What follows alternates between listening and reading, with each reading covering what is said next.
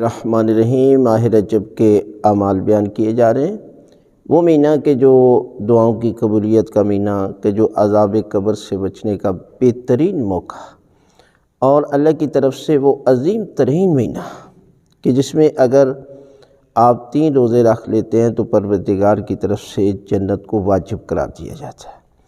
اور وہ مہینہ کہ جس میں اگر آپ سورہ توحید کی تلاوت کرتے ہیں نا تو پروردگار جو ہے وہ جنت میں آپ کو اعلیٰ سے اعلیٰ ترین مقام عطا کرتا ہے، اور اگر آپ استغفار کرتے ہیں تو پروردگار آپ کے سارے گناہ معاف کر دیتا ہے۔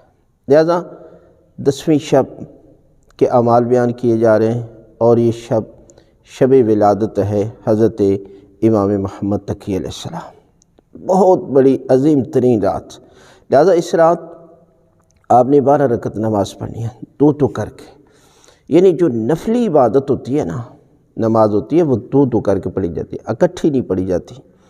2 رکعت نماز پڑھتا ہوں قربتاً الی اللہ، اللہ اکبر۔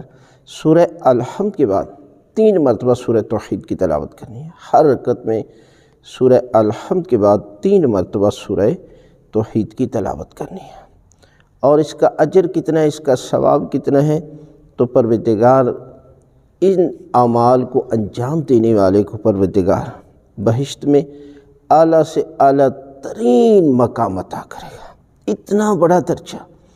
لہذا ان اعمال کو انجام دیتے ہوئے ویڈیو کو زیادہ سے زیادہ لائک اور شیئر کیا کریں، تاکہ آپ کا یہ عمل آپ کے لیے صدقہ جاریہ بن جائے۔